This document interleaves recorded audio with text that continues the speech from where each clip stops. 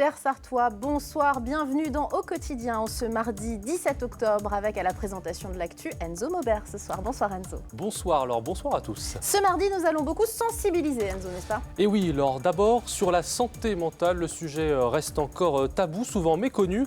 Alors comment en parler et surtout l'aborder pour soi-même ou pour les autres?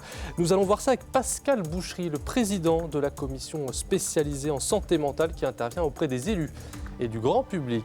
Et puis dans la suite, cette fois-ci, on sensibilisera à l'arrêt cardiaque avec un médecin réanimateur. Et la tablette est là, si vous avez des questions, le WhatsApp au 0670 672 792. N'hésitez pas, dès à présent, je lis tous vos messages. Mais on commence tout de suite avec l'actu.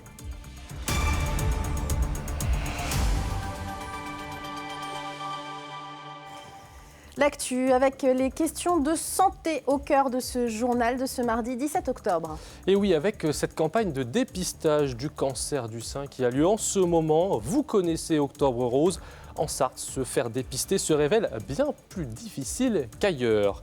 Sauver des poules de l'abattoir et les revendre à des particuliers, c'est l'idée de l'association Poules pour tous. Et puis construire Notre-Dame de Paris, le village d'Astérix ou même la Tour Eiffel, c'est possible, mais en Lego.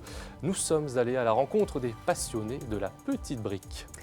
Mais tout d'abord, on ouvre ce journal avec cette fausse attaque à main armée en centre-ville du Mans. Et oui, la tension n'a duré que quelques minutes, mais a provoqué une vague de panique rue des Minimes et rue du Docteur Leroy. Vers 14h15 ce mardi, le commissariat a reçu un appel signalant un ou plusieurs individus armés dans un commerce de la rue du Docteur Leroy. Le quartier a été immédiatement bouclé, mais après vérification, il s'agirait en fait d'un canular. Allez, autre contexte, c'est un appel à témoins que lance la police et les forces de l'ordre. Le vendredi 13 octobre dernier, vers 19h, une moto a percuté un piéton au niveau du 416 avenue Félix-Genesley. La victime, un adolescent de 13 ans, a été grièvement blessé. La personne recherchée est en fuite. Le commissariat invite donc toute personne ayant des informations permettant d'aider les enquêteurs à contacter le pôle routier au 02 55 46 22 66. On ouvre une page prévention santé. Vous le voyez, Enzo et moi, on se ligue contre le cancer. C'est le mois Octobre Rose et le centre hospitalier du Mans également est en rose. Tout le parcours de prise en charge des patientes atteintes du cancer du sein y a été mis en valeur ce mardi avec l'objectif d'inciter au dépistage. Mais derrière les campagnes de communication, quelle est la réalité du dépistage en Sarthe? Entre manque de radiologues et délais à rallonge, pour obtenir un rendez-vous de mammographie, vous allez le voir, tout n'est pas si rose. Anthony Piton. Détecté tôt, le cancer du sein guérit dans 9 cas sur 10. Alors pour les femmes de 50 à 74 ans plus à risque, le dépistage est gratuit et recommandé tous les 2 ans. Mais en Sarthe, trouver un créneau de consultation est un parcours du combattant. Il faut appeler plusieurs pour avoir un rendez-vous. Vous avez rendez-vous certainement, mais 6 mois, 8 mois, ça dépend en fait du centre. Mais pas le lendemain, pas une semaine, pas un mois avant, donc certainement pas. Donc il faut anticiper. Un chemin de croix auquel font face les femmes qui reçoivent le courrier d'invitation pour la mammographie.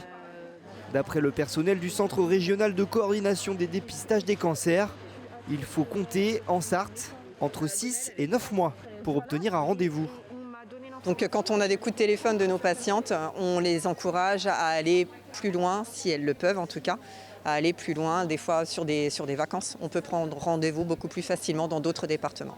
Sur Paris par exemple, ça va beaucoup plus vite. Il y a d'autres régions où ça va beaucoup plus vite. Car la désertification médicale à laquelle le département est en prise touche aussi évidemment les cabinets de radiologie.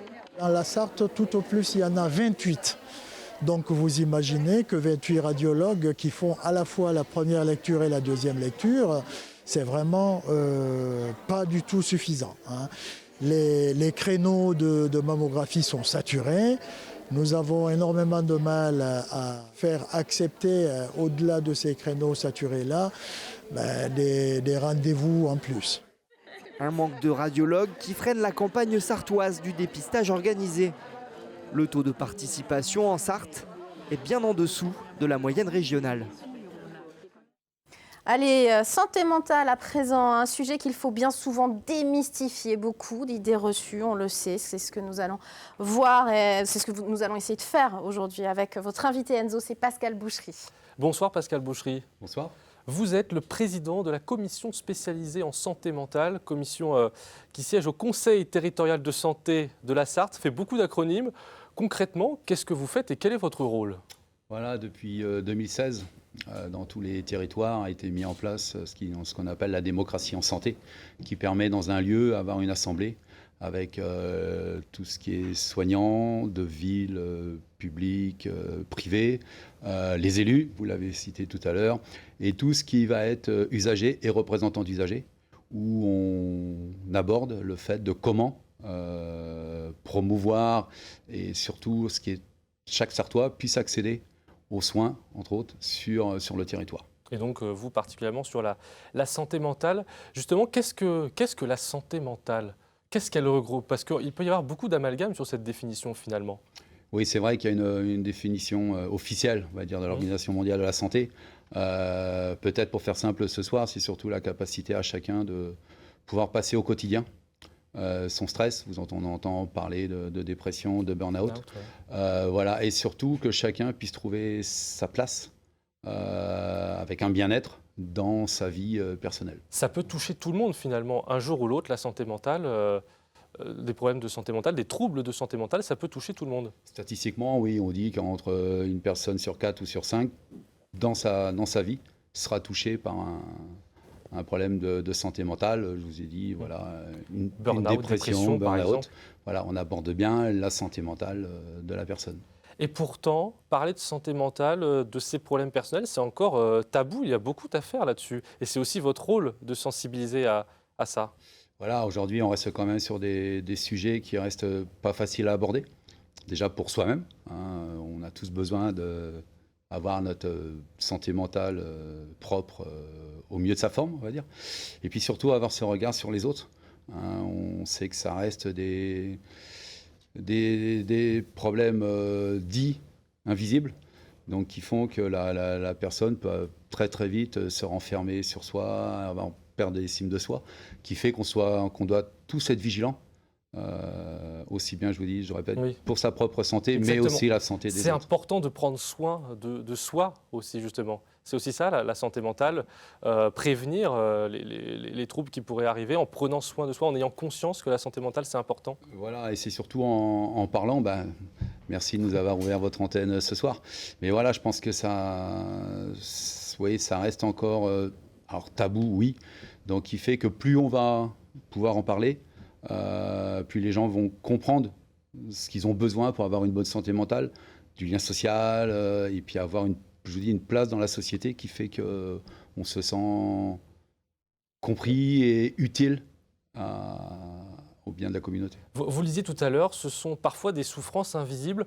Quand on est un ami, quand on est un proche, quand on est confronté à ça, comment on peut aider ? Comment on peut aborder le problème ? C'est surtout de ne pas en avoir peur. Hein. On est capable d'être dans l'empathie, d'accompagner des personnes sur d'autres pathologies. Et là, c'est surtout d'aller vers pour, comme on a échangé ce matin, être dans la fraternité, on peut dire. Et libérer la parole. Alors, parce qu'on n'ose pas parfois, quand on est concerné. Votre sujet précédent mettait en avant le fait d'avoir des soucis en Sarthe pour avoir accès aux soins. La psychiatrie est dans le même mode de fonctionnement, malheureusement. Par contre, plus on va en parler, je ne dis pas que ça va tout résoudre, mais en tout cas, pouvoir alerter, vous avez parlé des élus, alerter le grand public sur notre besoin prioritaire d'avoir une bonne santé mentale. Et puis dire aussi qu'il y a des solutions, évidemment. Il y a par exemple des groupes d'entraide et de parole. Et je le dis aussi, vous êtes délégué de l'UNAFAM, l'Union nationale des familles et amis de personnes malades et ou handicapées psychiques. Et donc il y a un contact 72@unafam.org, voilà, pour tous les aidants. S'ils ont besoin d'aide, justement, vous pouvez contacter l'UNAFAM. Merci beaucoup, Pascal Bouchery. Merci.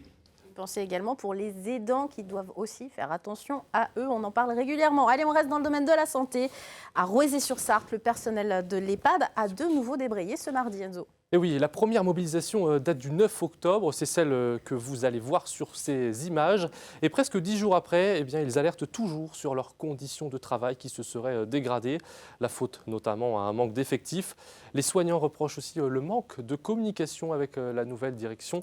Arrivée il y a un an, un autre débrayage est prévu le 24 octobre. On sort du domaine de la santé un petit peu, Enzo, puisque nous allons faire un focus sur une association nationale qui sauve des poules de l'abattoir. Et oui, c'est tout à fait différent. Cette fois, l'association s'appelle Poules pour tous et elle met en vente ces poules pondeuses auprès des particuliers. Elles proviennent toutes d'élevage bio, de plein air ou de label. Et avec plus de 160 relais dans toute la France, l'association propose plusieurs points de vente dans l'Ouest.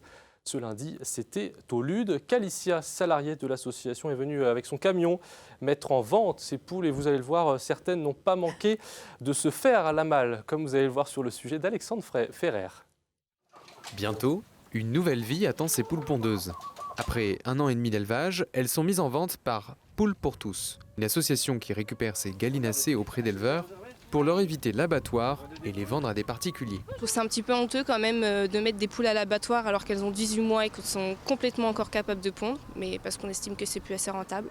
Chaque année, c'est près de 50 millions de poules pondeuses qui sont élevées en France. Des poules de 18 mois considérées comme plus rentables pour certains éleveurs, mais qui peuvent pondre encore quelques années. Elles pondent encore 4 ans. Après, sur le temps de vie, ça joue un petit peu, mais ça varie. Simplement que c'est assez sympa d'avoir des œufs chez soi. C'est sympa pour ma fille. À chaque fois qu'elle croise une petite poule, elle est émerveillée. La réservation se déroule en ligne sur le site de Poules pour tous et selon la région.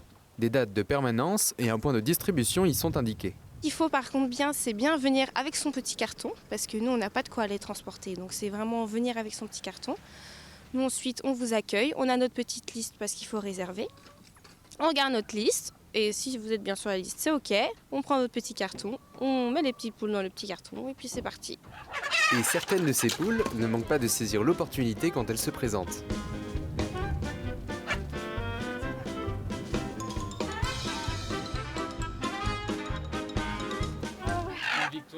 Merci. De nouvelles opérations de vente auront lieu prochainement dans la région Pays de la Loire, y compris en Sarthe. Rendez-vous sur le site internet de l'association pour réserver votre poule pondeuse. Allez, dans le prochain reportage, je ne sais pas s'il y a des poules. En tout cas, il y aura le village d'Astérix, des montagnes russes, des vaisseaux Star Wars. Tout ça, c'était à Ivry-l'Évêque. Dans un monde merveilleux, Laure, qui amuse beaucoup d'enfants, mais aussi, vous allez le voir, pas mal d'adultes. Oui, on en connaît. Celui des Lego. Il faut dire qu'en Sarthe, la brique a son petit succès. Plusieurs expositions lui sont régulièrement consacrées. Et c'était le cas, par exemple, à Ivry-l'Évêque. Avec Ivray en brique, l'événement a attiré plus de 5000 personnes, dont notre reporter Colin Ancel, qui a lui aussi retrouvé son âme d'enfant. Bienvenue au paradis des amateurs de construction. Notre-Dame de Paris, Astérix, Star Wars, parc d'attractions. Ici, on ne parle pas d'âge, on parle de passion. On essaye de créer un échange effectivement entre les enfants qui découvrent et qui sont vraiment dans l'aspect jeu du Lego et des personnes d'un certain âge entre guillemets, parce qu'on a quelques retraités, sont toujours dans le monde des Lego et du coup ça permet d'échanger sur les techniques de construction, sur ce qu'on a pu vivre avec les Lego étant enfants, avec les plus jeunes. Et les jeunes présents à Ivry-l'Évêque ont les yeux qui brillent lorsqu'on leur parle de Lego. Qu'est-ce qui te plaît le plus dans les Lego ? Les construire. Si ça te prend plusieurs jours, tu la sens grandir en fait. Comme si c'était une maison et qui petit à petit ça se construisait. Même les plus âgés continuent de se passionner et parfois y reviennent des années après. En 2020, j'ai repris tous les anciens cartons de mes enfants qui ont maintenant 40 ans aujourd'hui, les anciens cartons qui contenaient des Lego. J'ai reconstitué les jeux et puis le tour était joué, j'ai mis la main dedans. Joël est intrigué par l'univers des pirates. Alors parmi les exposants, il trouve l'interlocuteur idoine, venu de Niort dans l'optique de rencontrer d'autres exposants pour se donner des techniques de construction, des choses comme ça, mais aussi discuter avec le public. Et l'avantage du Lego, c'est qu'on peut discuter aussi bien avec les enfants, avec les parents, avec les grands-parents. C'est vraiment un univers fédérateur. Un univers fédérateur qui existe depuis 91 ans et qui continue d'attirer de nouveaux passionnés qui se projettent dans un monde inventé bien loin de leur train-train quotidien. Allez, ici vous êtes bien dans le monde réel, c'est la fin du journal. Une page de pub, la météo, et on se retrouve tout de suite après pour la suite.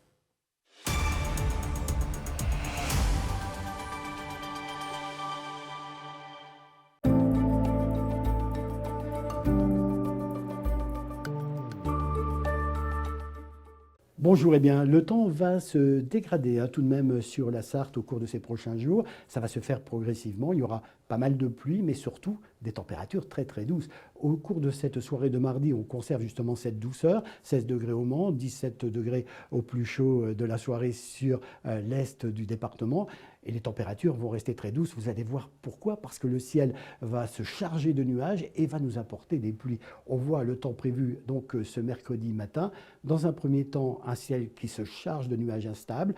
Ça va laisser de moins en moins de place au soleil et les températures au lever du jour entre 14 et 15 degrés. On attend 15 degrés au Mans. Pour votre après-midi de mercredi, alors ça y est, cette fois, la dégradation s'est installée avec des pluies continues qui vont persister, d'ailleurs jusqu'en soirée et dans la nuit de mercredi à jeudi, mais sous des températures très élevées, puisqu'on est de nouveau 5 degrés au-dessus des normales de saison, accompagné de quelques rafales de vent de secteur sud-est, autour de 30 à 40 km à l'heure. La tendance maintenant, eh bien pour jeudi, bon, pas de surprise, on va conserver ce ciel chargé, les perturbations remontent sur nos régions, apportant des précipitations assez continues, modérées dans un premier temps, et les températures qui restent toujours très élevées, 17 à 18 degrés pour cette mi-octobre, ça reste très élevé pour la saison. Pour la tendance pour ce vendredi, le ciel reste chargé, les pluies se font un peu plus discrètes, certainement sur le nord du département, et on va retrouver pour le week-end, à l'arrière de ce système, un ciel de traîne avec des averses. En tout cas, pour votre mercredi, n'oubliez pas de fêter les Lucs. Prenez un parapluie à portée de main car la pluie sera présente, soit sous forme de pluie continue, soit sous forme d'averse pour ce week-end. D'ici là, passez une excellente journée.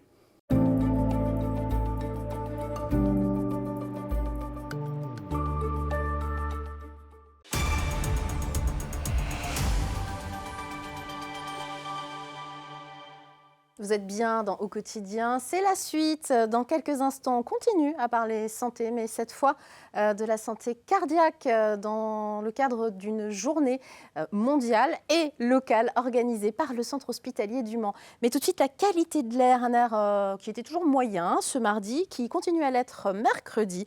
Les conditions météorologiques prévues sont assez venteuses dans la région des Pays de la Loire. Elles favorisent la dispersion des polluants, mais l'ozone reste quand même un peu en suspens. Donc vous n'avez pas une qualité bonne, mais moyenne, et c'est pas si mal, d'où l'indice moyen. Voilà, tout de suite, c'est l'invité Enzo. Et oui, Laure, et ce soir, on parle bien d'un autre sujet important, l'arrêt cardiaque. On en parle avec vous, le docteur Nicolas Chudot. Vous êtes médecin réanimateur au centre hospitalier du Mans et vous êtes à l'initiative de cette journée de sensibilisation à l'arrêt cardiaque, version sartoise donc, qui se déroulera mercredi 18 octobre à l'hôpital. Une journée de sensibilisation essentielle quand on sait que seulement 7 à 8% des personnes survivent à un arrêt cardiaque en Sarthe. Tout à fait, oui, c'est essentiel. En France, c'est 50 000 arrêts cardiaques chaque année. Pour la Sarthe, c'est à peu près 200-250 victimes chaque année. Et comme vous l'avez dit, c'est moins de 7 à 8% de survie. Donc c'est un enjeu majeur de santé publique. Alors que des gestes simple. Il est donc essentiel justement de se former. Tout à fait. C'est ça aussi l'objectif de cette journée. L'objectif de cette journée, c'est déjà de sensibiliser les gens, d'espérer que certains d'entre eux vont aller plus loin en se formant. Il y a des formations très simples, très courtes, pour apprendre les gestes qui sauvent, massage cardiaque et à se servir d'un défibrillateur et à alerter les secours qui sont les 3 maillons essentiels de cette chaîne de survie. Il y a encore trop peu de personnes qui justement sont formées à connaître ces bons réflexes, l'utilisation d'un défibrillateur, l'utilisation du massage cardiaque manuel. Il y a trop peu de personnes, oui. Alors, on n'a pas les chiffres précis, mais on estime que c'est moins de 40% de la population. Et il y a quelques années, il y a un objectif qui a été fixé à 80% de la population, donc on en est encore bien loin. Mais qui peut nous former si je suis intéressée, moi, parce que ça m'intéresse, mais je ne sais pas forcément vers qui me tourner. Alors, c'est toute la complexité, c'est qu'il y a beaucoup d'acteurs, et c'est compliqué pour les gens de s'y retrouver, mais globalement, ce sont les associations de secourisme, quelques-unes d'entre elles, la Croix-Rouge, la Protection civile, par exemple. Les sapeurs-pompiers aussi organisent des formations. Et donc, le message, c'est de venir à la journée de mercredi. Vous aurez quelques-unes de ces associations qui vont vous expliquer où se former. Et alors justement, vous le disiez, il y a cette partie-là, hein, dans cette journée de 14h à 18h, place des Jacobins. C'est là qu'on pourra retrouver notamment des associations pour apprendre à se former. Mais il y a aussi un deuxième volet, plus conférence. C'est ça. Le soir, à l'université, salle Ève, on organise une conférence grand public, hein, ouverte à tous, gratuite, où on va évoquer 7 chaînes de survie et les innovations et stratégies d'avenir dans la prise en charge de l'arrêt cardiaque, avec différents intervenants de l'hôpital, des médecins, cardiologues, du SAMU, des réanimateurs, et avec une conférence qu'on veut interactive. Il y aura notamment l'ancien basketteur, hein, Georges Eddy, qui a été lui-même victime d'un arrêt cardiaque. Tout à fait. Et qui témoignera. Vous parliez d'innovation. Est-ce qu'on peut imaginer que dans quelques années, il y aura justement, et c'est peut-être déjà le cas, des innovations qui pourront permettre de mieux agir, de mieux lutter contre les arrêts cardiaques? Alors, il y a déjà des innovations qui existent ou qui se développent. Il y a plein d'études et de travaux en France et à travers le monde qui cherchent à développer de nouvelles innovations technologiques. Il y a des innovations en termes de pédagogie, de formation également qui vont... Et puis il y a toute la recherche clinique à l'hôpital. Ça, c'est un volet important aussi. C'est un volet important, on évoquera ça demain lors de cette conférence. En cas de problème cardiaque critique, on a combien de temps pour agir? Très peu de temps, on estime que moins de 5 minutes, ouais. C'est le temps crucial pour commencer à faire quelque chose. Donc tant qu'on n'a pas tous un défibrillateur dans la poche, il faut qu'on apprenne, il faut qu'on se forme. C'est oui, le message. Si on peut déjà faire du massage cardiaque, ouais. déjà, c'est déjà ça. Mais voilà, pour résumer justement, si jamais ça arrive, quels sont les bons réflexes à adopter tout de suite si on est témoin d'un arrêt cardiaque? C'est déjà alerter, appeler de l'aide, on ne peut pas faire ça tout seul, donc appeler les passants, appeler avec un téléphone le 15 qui va vous guider au téléphone. Si vous ne savez pas faire, le SAMU, ils sont capables de prendre la main sur votre téléphone et de vous aider en visio et à faire un massage cardiaque. Il faut faire un massage cardiaque, donc il faut appuyer au milieu de la poitrine, 100-120 fois par minute, sur le rythme de certaines chansons qui sont bien connues, jusqu'à l'arrivée des secours. Donc c'est pour ça qu'il faut avoir besoin d'aide parce que c'est assez fatigant. Et il faut, voilà. Et donc si vous voulez vous former, eh bien, ça peut être l'occasion ce mercredi de 14h à 18h à la place des Jacobins. Et puis le soir, donc cette conférence à 20h, c'est salle Ève, c'est du côté de l'université avec du personnel hospitalier. Et puis donc Georges Eddy, ancien basketteur pro, qui sera lui en visio. Merci beaucoup, docteur, d'être venu ce soir. C'est gratuit pour tous, évidemment. Et puis on parle des invités de demain, mercredi, justement. Oui, on recevra Vincent Gruau, le maire de Jupy, dans le Sud-Sarthe. Ça, c'est pour la suite, hein, pardon, je vais trop vite. Ça, c'est dans la deuxième partie. En tout cas, on parlera des 11 communes de la forêt de Bercé qui s'associent dans une association pour valoriser encore mieux leur magnifique territoire. Ça, c'est dans la deuxième partie, mais dans l'actu, voilà. Santé, toujours. À 18h30, nous recevrons Jean-Marc Lafay, président de Santé Travail 72. La médecine du travail. La médecine du travail et la santé au travail, c'est aussi de la prévention, vous le verrez. L'organisme souhaite faire toujours plus de prévention dans les entreprises. Si vous avez des questions dès à présent, le WhatsApp 0670 672 792. On lit tout sur notre tablette. Et puis, bien dans quelques instants, c'est l'ami Bruno Palmet que l'on retrouve. Absolument. Plus belle Massart vous emmène à Villeneuve-en-Persaigne. C'est pas la forêt de Bercé, c'est au-dessus, c'est en haut. Il reçoit aussi la chanteuse Lola Baye, qu'on aime beaucoup. Et puis, à 20h, le magazine Sorties Ciné, les sorties ciné de la semaine. Et puis, Web TV Culture en deuxième partie avec l'interview d'une auteure, Agnès Mathieu-Daudet, pour son dernier roman, Marchand de sable, publié chez Flammarion cette année. Voilà, un beau programme encore ce soir. Vous restez avec nous? Bah oui, je suis resté devant la télé. Allez, on regarde ça ensemble. Et on se retrouve demain en direct à 18h30, mercredi, pour un nouveau numéro de Quotidien. Belle soirée, à demain.